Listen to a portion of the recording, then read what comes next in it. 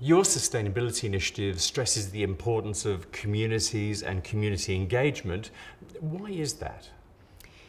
Investing in listening to the community has a whole range of benefits. Firstly, it means that the outcomes that we reach really are shared, and we're working together to create a positive legacy in those communities. It helps to drive social return on investment, and that's something that Mirvac's really focused on doing and also sharing our efforts around. It helps to drive a sense of community well-being and togetherness, and Mirvac has got a new target around community investment aimed around that to triple our community investment by 2022. There are also other sorts of business benefits in that the better we listen and engage and design and build around not just our interests but shared interests, well, the faster approvals processes can go and the costs of doing business are much more efficient.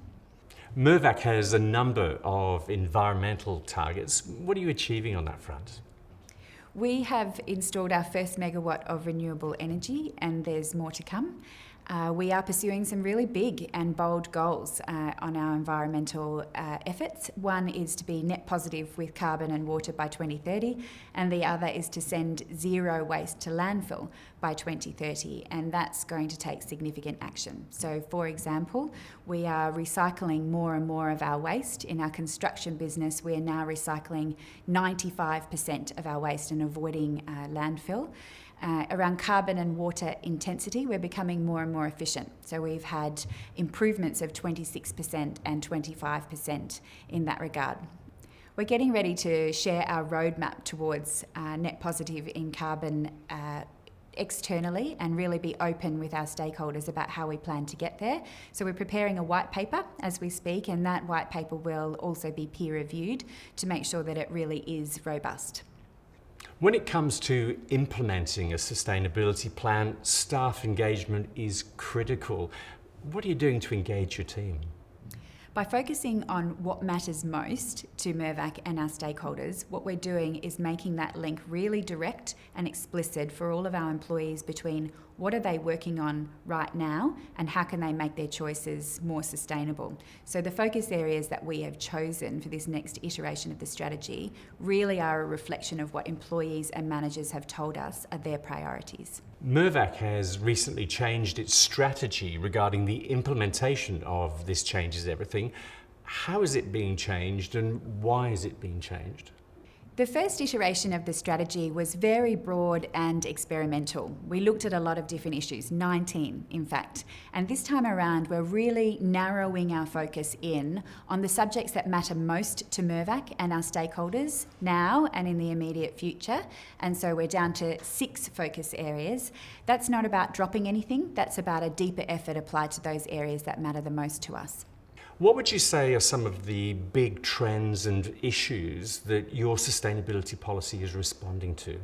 A few really significant things have happened in our operating environment since we launched our strategy. One is that the Paris Agreement on climate change has been reached, and of course that fits very well and applies even more urgency to our substantial target to be net positive in carbon and water by 2030. Also, we're observing really low levels of trust in all institutions in Australia and in companies, and that matters to us because as trust diminishes, the costs of doing business for a whole range of reasons increase, and so there's a good reason for us to focus on that. And I think associated with those lower levels of trust, there are higher community expectations, and we are really thinking seriously about how we invest time in listening to communities so that the outcomes that we build together really are shared. Mirvac often talks about the need for transparent governance regarding its sustainability plan. Why is that? I think it's fair that our external stakeholders should be able to expect to look at Mirvac and understand what is it really like to work for Mirvac and what is it like to work with Mirvac. And we've got 2 different scorecards on transparency. One is around our employee engagement. We have very high employee engagement, but what we say to our external stakeholders is if we're doing everything that we should be doing with our people, like providing a safe workplace, like making sure that we're inclusive and flexible and diverse and we pay people fairly, Our people will tell us, and they'll tell us through that scorecard, and we want to be transparent externally with that information so people can really see what it's like to work for us. Likewise, externally, if we're doing the right thing, if we are behaving with integrity, our key stakeholders will say that we are trusted. And that trust is really valuable to us, and we want to be transparent with that as well. So we've got these two scorecards which say, this is what it's like to work with us, and this is what it's like to work for us. When it comes to implementing its sustainability plan, Mirvac is putting a pretty significant investment into the social sector. What are you doing on that front? We're an organisation which is driven by our purpose to reimagine urban life, and we want to support other organisations that are also purpose-driven. So we're making a commitment to invest $100 million in the social sector by 2030. And we're doing that in a few ways. One, by thinking about our natural powers as a business, and the power of our purchase is a really substantial one. So the more we transition our existing procurement towards businesses like social enterprises and Indigenous businesses, the more we can share those wider benefits. Also, we are offering unlimited paid volunteer leave when you work for Mirvac.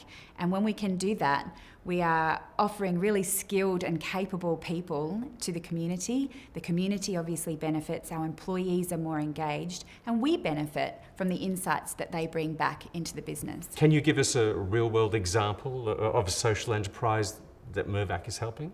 At our headquarters in Sydney, we have a cafe on our premises, and we were going to have a cafe anyway, but we can make a choice to make the benefit of that decision more widely felt. So that cafe on our premises is a social enterprise, and 100% of its profits are reinvested back into the community and go to the YWCA. So that's an example of just a simple choice that we can make, which can have far-reaching benefits. Final question. How has your sustainability push benefited Mirvac? Has it actually been good for the bottom line? One of the biggest costs for any business is labour costs. And at Mirvac, our employees are really highly engaged, very high engagement levels at over 88%. And so we know that having a sustainability strategy which is really focused and relevant for our employees helps to drive employee engagement, and that has a big impact on productivity. In addition, the costs of energy and the costs of waste are important to us as they are to any household out there. And so being able to reduce those costs is really important.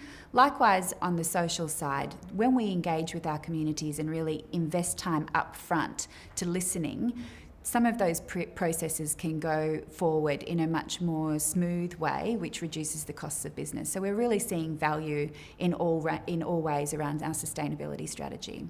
Sarah Clarke, thanks for joining us.